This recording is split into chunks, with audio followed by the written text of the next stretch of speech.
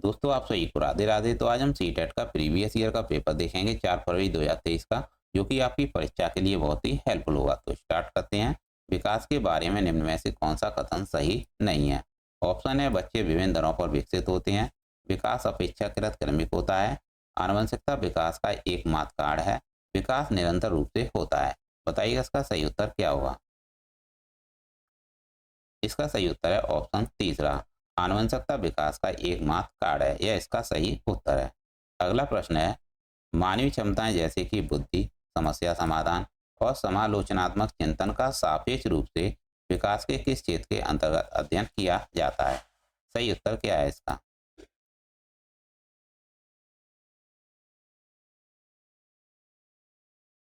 इसका सही उत्तर है ऑप्शन तीसरा, संज्ञानात्मक क्षेत्र के अंतर्गत अध्ययन किया जाता है। अगला प्रश्न है, कथन दिया हुआ है बच्चे केवल औपचारिक स्कूली शिक्षा द्वारा ही कौशल, मूल्य, रीतियां ग्रहण करते हैं। और तर्क दिया हुआ है बच्चों का सामाजिकरण एक सरल व रेखीय प्रक्रिया है। सही उत्तर क्या है इसका? दोस्तों जहाँ पर केवल बढ़ाए वह निगेटिव होता है, तो यह कथन तो गलत है। और बच्चों का सामाजिकरण एक सरल व रेखीय प्रक्रिया है, यह भी गलत है। तो इसका सही उत्तर है ऑप्शन चौथा, ए और आर दोनों गलत हैं। अगला प्रश्न है, जीन पियाजे के अनुसार, किसके अनुसार? जीन पियाजे के अनुसार व्यक्ति किस अवस्था को प्राप्त करने के लिए समाधान की निरंतर की खोज करने में लगा रहता है? बताइए इसका सही उत्तर क्या है। आपको बताना है जीन पियाजे के अनुसार समाधान की निरंतर की खोज करने में लगा रहता है। तो इसका सही उत्तर क्या होगा? इसका सही उत्तर है ऑप्शन पहला, संतुलन इसका सही उत्तर है। अगला प्रश्न है, परिकल्पनात्मक निगमनात्मक तर्क किस जड़ की विशिष्ट विशेषताएं हैं? बताइएगा इसका सही उत्तर क्या होगा। परिकल्पनात्मक निगमनात्मक तर्क किस जड़ की विशिष्ट विशेषताएं हैं? बताइए इसका सही उत्तर क्या होगा। इसका सही उत्तर है ऑप्शन दूसरा, औपचारिक संक्रियात्मक जड़ की है विशेषताएं। अगला प्रश्न है, जीन पियाजे के संज्ञानात्मक विकास के सिद्धांत के अनुसार किस अवस्था में बच्चे अनैच्छिक, जिन्हें सहज क्रियाएं कहते हैं, से ऐच्छिक क्रियाओं की ओर बढ़ना आरंभ करते हैं? बताइएगा इसका सही उत्तर क्या होगा। आपको बताना है जीन पियाजे के संज्ञानात्मक विकास के सिद्धांत के अनुसार किस अवस्था में बच्चे अनैच्छिक क्रियाओं से ऐच्छिक क्रियाओं की ओर बढ़ना आरंभ करते हैं? सही उत्तर क्या है इसका? इसका सही उत्तर है संवेदी गत्यात्मक अवस्था। इसे कहते हैं संवेदी गत्यात्मक अवस्था, और इंग्लिश में कहेंगे इसे सेंसरी मोटर। इसका सही उत्तर है। अगला प्रश्न है, हेंज दुबता को सुनने के बाद 8 वर्षीय गुरप्रीत कहता है कि हेंज को पैसा चुरा लेना चाहिए क्योंकि उसे इसकी जरूरत है। नैतिक तर्क के किस स्तर पर बच्चे सही और गलत का फैसला व्यक्तिगत जरूरतों और चाहतों के आधार पर करते हैं? बताइए इसका सही उत्तर क्या है। पूछा गया है कि हेंज दुबदा को सुनने के बाद 8 वर्षीय गुरप्रीत कहता है कि हेंज को पैसा चुरा लेना चाहिए क्योंकि उसे इसकी जरूरत है। नैतिक तर्क के किस स्तर पर बच्चे सही और गलत का फैसला व्यक्तिगत जरूरतों और चाहतों के आधार पर करते हैं? बताइए इसका सही उत्तर क्या है।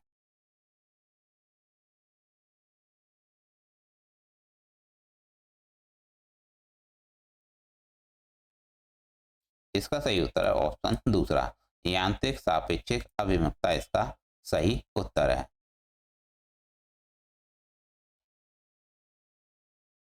अगला प्रश्न है, लेव वाइगोत्स्की के सिद्धांत को किस तरह का सिद्धांत माना गया है?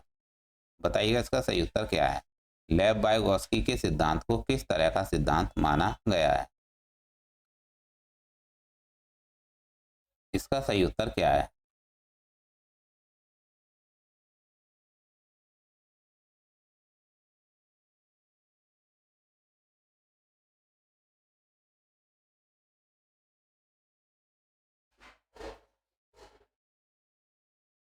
इसका सही उत्तर है ऑप्शन दूसरा, सामाजिक सांस्कृतिक का सिद्धांत। इसका सामाजिक सांस्कृतिक का सिद्धांत।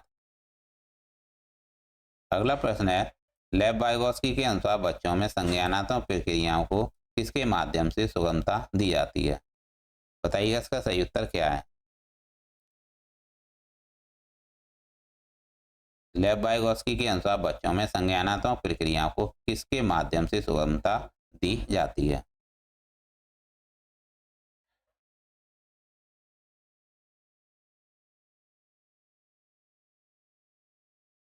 इसका सही उत्तर है भाषा। भाषा इसका सही उत्तर है। अगला प्रश्न है, शिक्षा को बाल केंद्रित बनाने के लिए निम्न में से क्या बदलाव जरूरी है? सही उत्तर क्या होगा इसका? शिक्षा को बाल केंद्रित बनाने के लिए निम्न में से क्या बदलाव जरूरी है? ऑप्शन है पहला, रचनात्मक मूल्यांकन से योगात्मक मूल्यांकन की ओर, कंठस्थ स्मरण से क्रिया आधारित अधिगम की ओर, खोजी अधिगम से व्याख्यान विधि की ओर, लचीले पाठ्यक्रम से मानकीकृत पाठ्यक्रम की ओर। सही उत्तर क्या है इसका?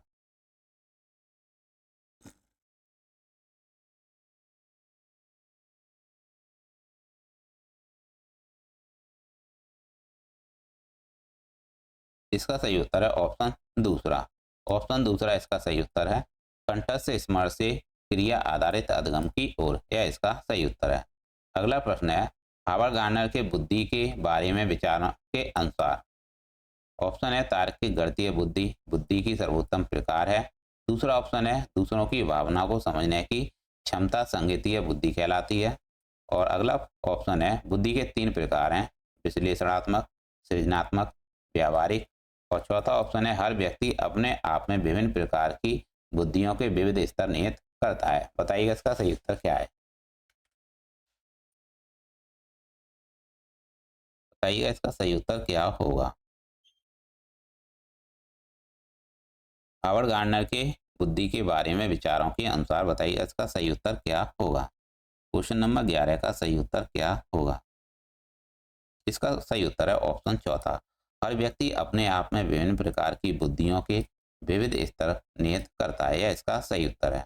अगला प्रश्न है, कथन दिया हुआ है एक अध्यापिका को विद्यार्थियों को किसी समस्या पर कार्य करते समय अपने विचारों के मौखिकरण के लिए प्रोत्साहित करना चाहिए। और कार्ड दिया हुआ है निजी बाग बच्चों के संज्ञानात्मक विकास को सुशासित करता है। बताइएगा इसका सही उत्तर क्या है? इसका सही उत्तर क्या होगा?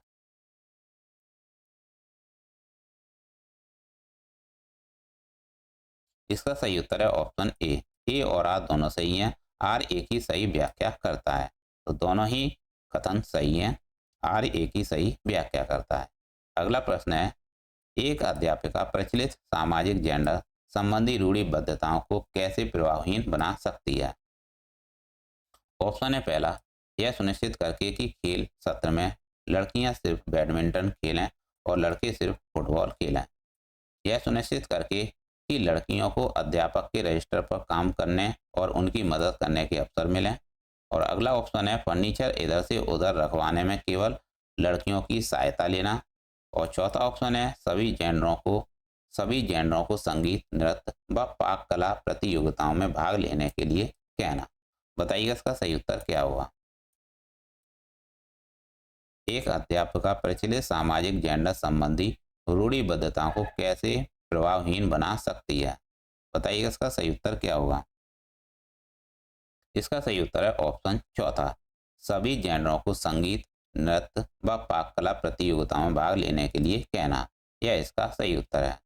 अगला प्रश्न है, विद्यार्थियों में समालोचनात्मक चिंतन को बढ़ावा देने के लिए महत्वपूर्ण है कि निम्नलिखित हेतु प्रचुर अवसर प्रदान किए जाएं। बताइएगा इसका सही उत्तर क्या होगा?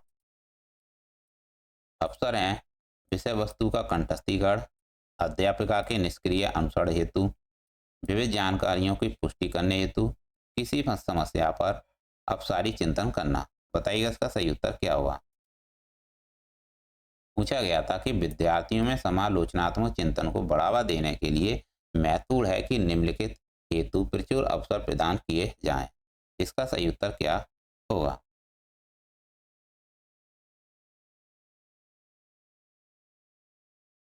इसका सही उत्तर है ऑप्शन चौथा। तीसरा और चौथा ऑप्शन सही है।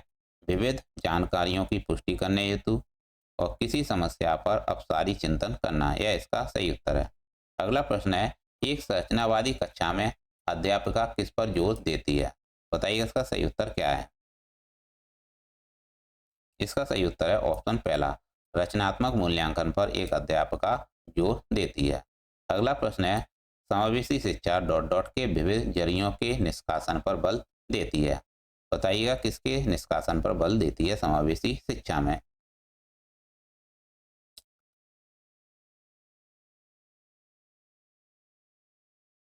इसका सही उत्तर क्या है।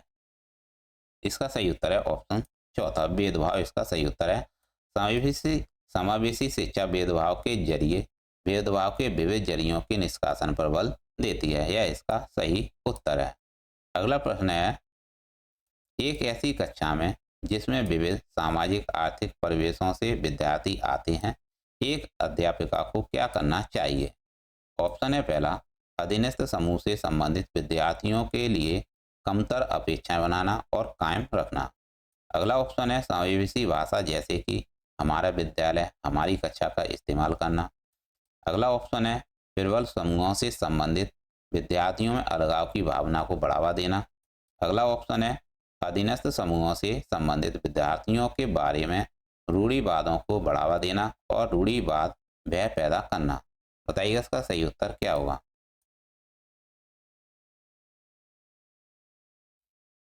इसका सही उत्तर क्या होगा। इसका सही उत्तर है ऑप्शन दूसरा, समावेशी भाषा जैसे कि हमारा विद्यालय हमारी कक्षा का इस्तेमाल करना, यह इसका सही उत्तर है। अगला प्रश्न है, दृष्टिबाधित विद्यार्थियों के सफल समावेशन के लिए अध्यापक को क्या करना चाहिए। बताइएगा इसका सही उत्तर क्या होगा।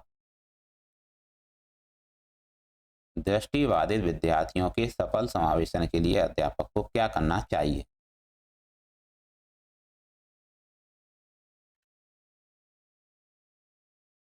बताइएगा इसका सही उत्तर क्या होगा। इसका सही उत्तर है ऑप्शन दूसरा, सभी प्रकार की लिखित सामग्रियों को मौखिक रूप से प्रस्तुत करना चाहिए, यह इसका सही उत्तर है। अगला प्रश्न है, ध्यानाभाव एवं अति सकृत या विकार जिसे कहते हैं एडीएचडी ग्रसित विद्यार्थियों के सफल समावेशन के लिए अध्यापक को क्या करना चाहिए। बताइए इसका सही उत्तर क्या होगा। ध्यानाभाव एवं अति सकृत या विकार ग्रसित विद्यार्थियों के सफल समावेशन के लिए अध्यापक को क्या करना चाहिए। इसका सही उत्तर क्या होगा।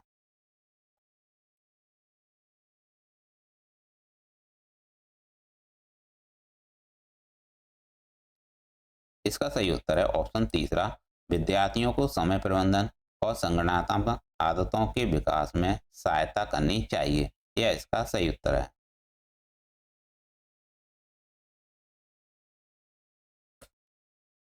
तो याद रखिएगा दोस्तों, यहाँ पर यह पूछा गया था कि ध्यानाभाव एवं अति सक्रियता विकार ग्रसित विद्यार्थियों के सफल समावेशन के लिए अध्यापक को क्या करना चाहिए। विद्यार्थियों को समय प्रबंधन और संगठनात्मक आदतों के विकास में सहायता करनी चाहिए, यह इसका सही उत्तर है। अगला प्रश्न है, पठन वैकल्य सापेक्ष रूप से किस क्षेत्र में चुनौती पैदा करता है। बताइए इसका सही उत्तर क्या है।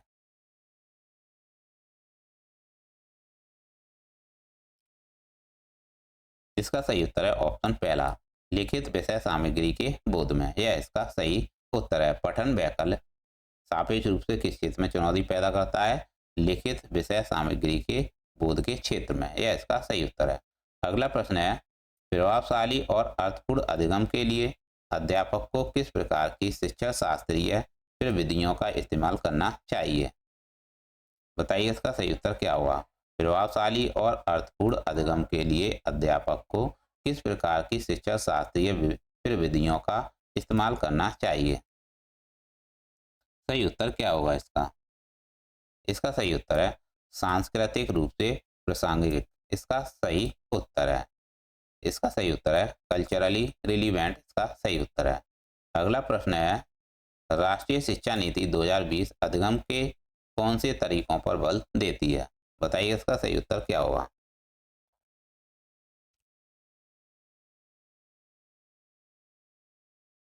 इसका सही उत्तर है ऑप्शन चौथा, यानी यह सही, सारी बातें सभी सही हैं। अनुभवात्मक अधिगम, डिजिटल अधिगम, वैज्ञानिक अधिगम, करके सीखना, इन सब पर राष्ट्रीय शिक्षा नीति 2020 अधिगम पर बल देती है। यह इसका सही उत्तर है।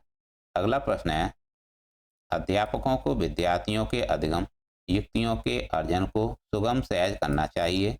निम्नलिखित में से कौन से तरीके का इस्तेमाल शिक्षार्थियों को अधिक कौशलीभूत बनाने के लिए किया जा सकता है? बताइए इसका सही उत्तर क्या होगा।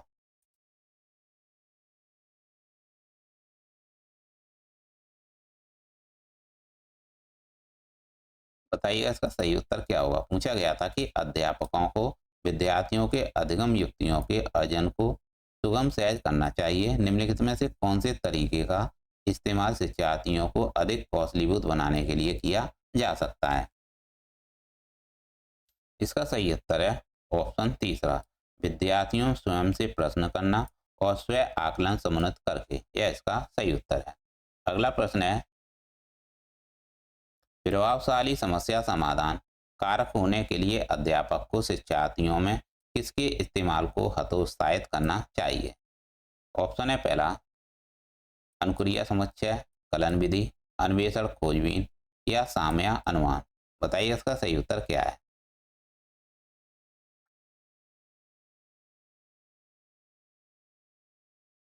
पूछा गया है, प्रभावशाली समस्या समाधान कारक होने के लिए अध्यापक को शिक्षार्थियों में किसके इस्तेमाल को हतोत्साहित करना चाहिए? इसका सही उत्तर है ऑप्शन पहला, अनुक्रिया समुच्चय इसका सही उत्तर है, जिसे कहते हैं रेस्पॉन्स सेट्स। अगला प्रश्न है, जल जल के स्रोतों के बारे में चर्चा करते हुए रानी उत्तर देती है कि नल और फव्वारा पानी के मुख्य स्रोत हैं। उसका उत्तर किसका प्रतिनिधित्व करता है? बताइए इसका सही उत्तर क्या होगा। उसकी समझ जो उसके अनुभवों के आधार पर बनी है, उसकी निम्न अंतः व्यक्तिक और अंतर्व्यक्तिक बुद्धि, नई अवधारणा सीखने के लिए अभिप्रेरणा की कमी, उच्च स्तरीय समस्या समाधान कौशल। बताइए इसका सही उत्तर क्या होगा।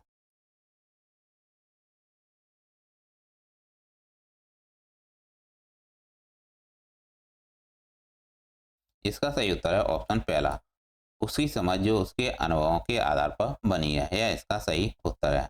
अगला प्रश्न है, निम्नलिखित में से कौन सा अधिसंज्ञानात्मक कौशलों का भाग नहीं है? किसका अधिसंज्ञानात्मक कौशलों का भाग नहीं है? योजना, पर्यवेक्षण, मूल्यांकन या निष्क्रिय अनुकरण। बताइए इसका सही उत्तर क्या है। इसका सही उत्तर है निष्क्रिय अनुकरण अधिसंज्ञानात्मक कौशल का भाग नहीं है, बाकी ये तीनों भाग हैं। अगला प्रश्न है, भावनाओं और संज्ञान के बारे में निम्न में से कौन सा कथन सही है? बताइए इसका सही उत्तर क्या है। भावनाओं और संज्ञान के बारे में निम्न में से कौन सा कथन सही है? अधिगम के लिए रुचि और जिज्ञासा परस्पर संबंधित नहीं है। अधिगम तार्किकता के अमूल संज्ञान के बारे में है। जानकारी ग्रहण करने के कौशल मनोदशा द्वारा प्रभावित होते हैं। निराशा का उच्च स्तर संज्ञानात्मक दक्षता को सम्मिलित करता है। बताइए इसका सही उत्तर क्या है।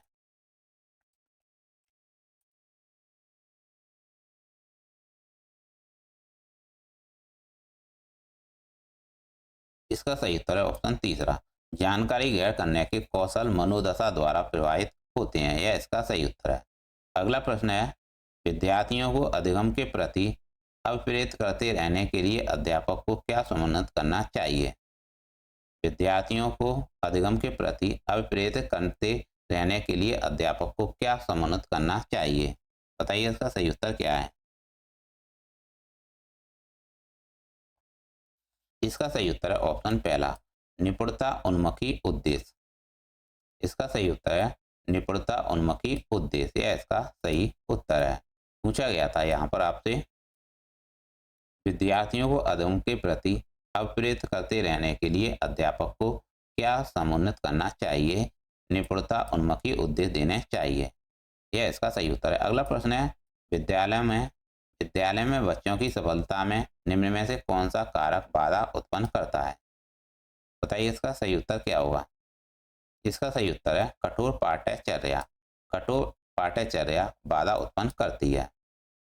अगला प्रश्न है, कथन दिया हुआ है, किसी अवधारणा को समझाते समय यह महत्वपूर्ण है कि विषय वस्तु का विद्यार्थियों के दिन प्रतिदिन के जीवन में संबंध बनाया जाए। और तर्क दिया हुआ है अधिगम कंठस्थीकरण के माध्यम से बहुत प्रभावशाली होता है। बताइएगा इसका सही उत्तर क्या है।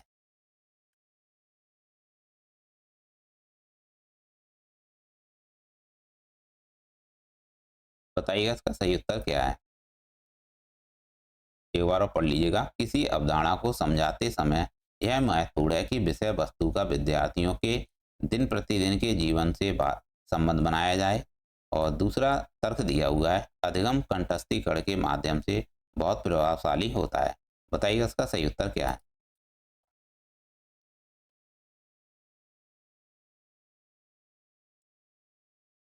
इसका सही उत्तर है ऑप्शन तीसरा। ऑप्शन तीसरा इसका सही उत्तर है। ए सही है लेकिन आर गलत है। यह बात सही है कि किसी अवधारणा को समझाते समय यह महत्वपूर्ण है कि विषय वस्तु का विद्यार्थियों के दिन प्रतिदिन के जीवन से संबंध बनाया जाए। यह बात बिल्कुल ठीक है। और अगला ऑप्शन था अधिगम कंठस्थीकरण के माध्यम से बहुत प्रभावशाली होता है। आपको कंठस्थीकरण नहीं कराना है, यह जो कि गलत है। तो सिर्फ ए सही है और जो आर आर गलत है। तो दोस्तों ये थे सीटेट पेडागोजी के महत्वपूर्ण प्रश्न जो कि आपकी परीक्षा के लिए बहुत ही महत्वपूर्ण है और ऐसे ही प्रश्न आपके लिए लाते रहेंगे। मिलते हैं नेक्स्ट क्लास में। Thanks for watching.